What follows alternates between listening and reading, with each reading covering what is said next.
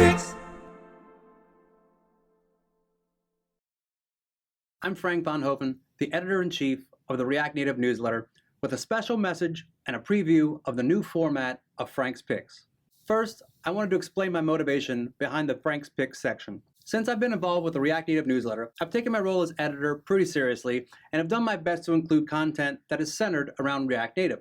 I've come across great articles on programming, JavaScript, or a number of other developer-related topics that I personally found interesting and helpful, but that ultimately I felt didn't align with the focus of this newsletter. I know that one of the main ways we grow in a subject is by being exposed to more relative information, like React.js tutorials or just general JavaScript articles. So that's where the Frank's Picks section comes in. It's my hope that the content that I pick will help you not only become better with React Native, but become better as a developer. So without further ado, I present to you Frank's Picks.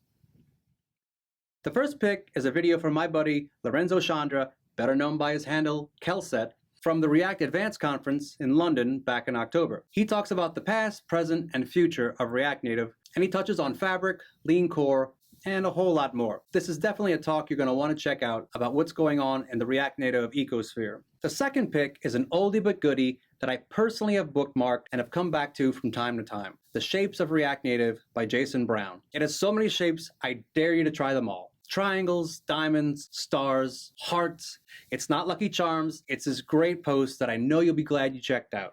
But that's it for this issue's picks. Be sure to follow me on Twitter at infinite_Frank, and feel free to submit content using our submission form via the link down below. The next issue comes out on January 1st, and we're accepting sponsors for 2020. Just check out the sponsor link at the bottom of this issue. From me and the whole gang at Infinite Red, happy holidays and have a happy new year.